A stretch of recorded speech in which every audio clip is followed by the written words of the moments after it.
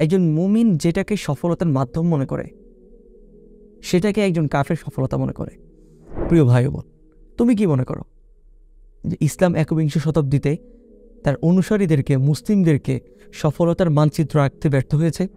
চলো আজকে তোমাকে সফলতার সংজ্ঞা শোনাবো। ধরুন বাংলাদেশের কোনো একটি অঞ্চল বন্যায় প্লাবিত হলো।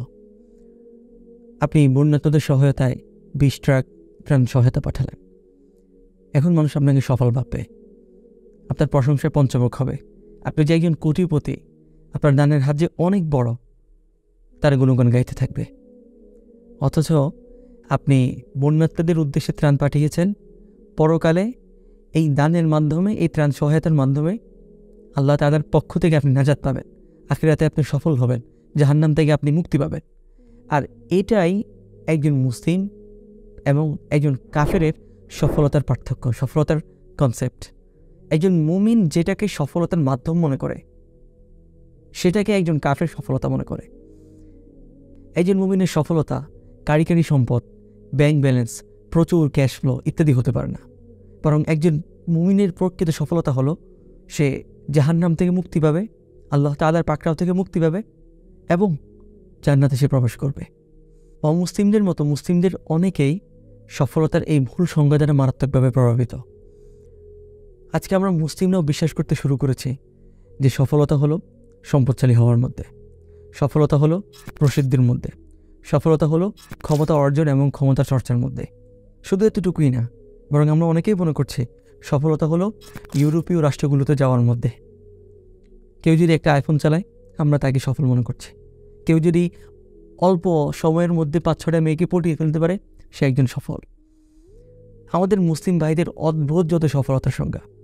অথচ এগুলো যদি সফলতা হতো, তাহলে ফিরআউন, হামান, নমরুদ কি দোষ করেছিল? পার্থিব ক্ষমতা, ধন সম্পত্তি, তাদের কি কোনো কিছু কম ছিল?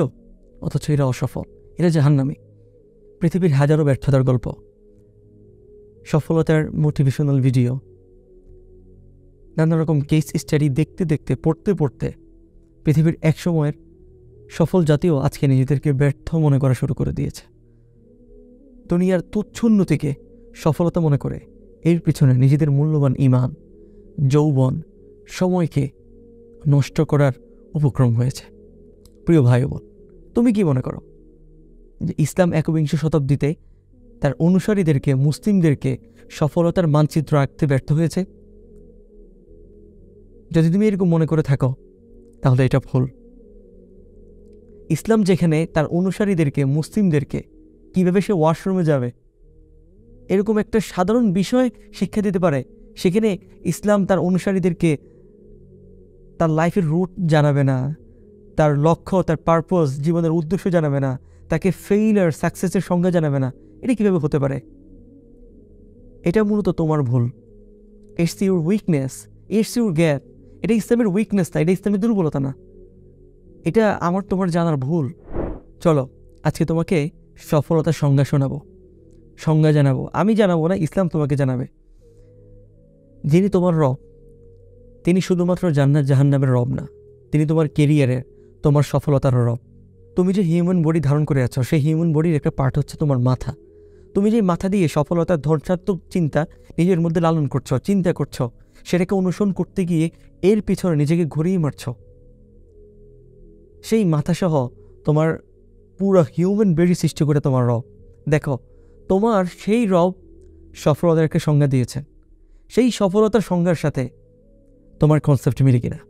আল্লাহ তাআলা ইরশাদ করেন, ইন্নাল ইনসানা লাফি খুসর, নিঃসন্দেহে সমস্ত মানুষ ধ্বংসের মধ্যে রয়েছে।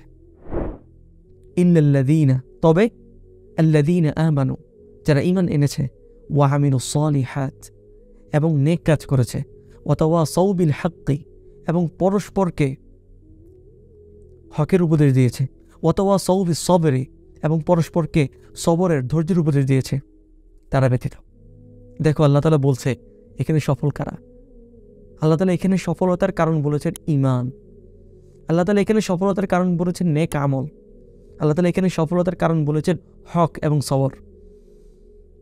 এরপর দেখো আল্লাহ তাআলা বলছেন, ওমান ইউতিইল্লাহ ওয়া রাসূলাহু, যে ব্যক্তি আল্লাহ এবং তার রাসূলকে অনুসরণ করবে, তার ইতাআত করবে, ফাকাদ ফাযা ফাওজান আযীমা, সেই তো সফল কাম। দেখো আল্লাহ তাআলা এখানে সফলতার সংজ্ঞাই বলছে যে আল্লাহ এবং তার রাসূলের আনুগত্য করা, তাদের অনুসরণ করা, জীবনের সকল ক্ষেত্রে তাদের আদেশকে, তাদের নির্দেশনাকে ইখলাসের সাথে, একনিষ্ঠতার সাথে মেনে নেওয়া।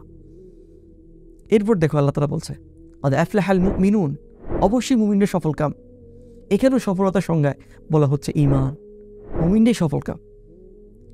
সেই মুমিনদের অ্যাটিটিউড, সেই মুমিনদের বৈশিষ্ট্য কি? আল্লাযীনা হুম ফি সালাতিহিম খাশিউন, যারা খুশি খুশির সাথে সালাত আদায় করে। ওয়াল্লাযীনা হুম আনিল লাগwi মু'রিদুন, যারা অনর্থক কাজ থেকে নিজেকে বিরত রাখে। ওয়াল্লাযীনা হুম লিফুরুজিহিম হাফিজুন, যারা নিজেদের লজ্জাস্থানকে হেফাজত করে। আজকে আমরা যাদেরকে সফল ভাবছি, তাদের ৩-৪টা সুন্দরী সুন্দরী রমণী নিয়ে, হাতে একটা মদের গ্লাস নিয়ে সুইমিং পুলে গোসল করার দৃশ্য দেখে আমরা তাদেরকে সফল ভাবছি না। ওয়াল্লাযীনা হুম লিফুরুজিহিম হাফিজুন, যারা নিজেদের লজ্জাস্থানকে হেফাজত করে তারাই সফল। যারা সালাত আদায় করে তারাই সফল। যারা নামাজে খুশুর সাথে থাকে তারাই সফল। এটাই সফলতার সংজ্ঞা। সরকারি চাকরি করতে না পেরে তুমি নিজেকে অসফল ভেবে আত্মহত্যার প্ল্যান করে ফেলেছ, একটু বড় হতে আত্মহত্যা করবে। কোনো একটা মেয়েকে প্রপোজ করেছিলে কিংবা কোনো একটা ছেলেকে প্রপোজ করেছিলে, সে তোমাকে ইগনোর করেছে। নিজেকে তুমি এখন একজন ব্যর্থ মানুষ, একজন ব্যর্থ মেয়ে হিসেবে কল্পনা করছো। তুমি হয়তো গরিব, তোমার ধন সম্পদ নেই, মানুষ তোমাকে পাত্তা দেয় না। কোনো একটা মিটিংয়ে, গুরুত্বপূর্ণ আলোচনায় মানুষ তোমার কথাকে, তোমার মতামতকে দাম দেয় না। কিন্তু তুমি সালাত আদায় করো, তুমি আল্লাহ তাআলার হুকুমগুলো মানো, তার প্রতি ঈমান রাখো, তাকে রব হিসাবে মানো, আল্লাহর কসম তুমি সফল। আর যে লোকটা অনেক উচ্চপদস্থ চাকরি করে, অনেক সিনিয়র কর্মকর্তা, কোটি কোটি টাকার মালিক, কিন্তু নিজের লজ্জাস্থানের হেফাজত করে না, আল্লাহ তাআলার বিধানগুলিকে মানে না, আল্লাহ তাআলার প্রতি বিশ্বাস রাখে না, আল্লাহর কসম সে অসফল। তোমার ছবিটা হয়তো ফোর্বস ম্যাগাজিনের কাভার পেজে নাও আসতে পারে, পৃথিবীর 500 ধনী ব্যক্তির তালিকা করলে তোমার নামটা হয়তো খুঁজে পাওয়া যাবে না। না, হীনমন্যতা হওয়ার কারণ নেই। দুনিয়াতে আমার নাম না আসুক তাতে কি হয়েছে? জান্নাতীদের তালিকায় তো আমার নাম আছে। দুনিয়াতে মানুষ আমাকে না চিনুক তাতে কি হয়েছে? আসমানবাসীরা তো আমাকে চিনে, আমি তো তাদের মাঝে পরিচিত। এর থেকে আর বড় পাওয়া, বড় সফলতার কি হতে পারে? আমাদের মুসলিমদের অ্যাটিটিউড তেমন হওয়া উচিত যে দুনিয়ার কোনো একটা পরীক্ষা হয়তো ফেল করলাম, দুনিয়ার যে সফলতার সংজ্ঞা, আমি হয়তো সেই সংজ্ঞায় সফল না, কিন্তু তার মানে কি আমি আখিরাতে ফেল করব? আমি কি আখিরাতে অসফল হব?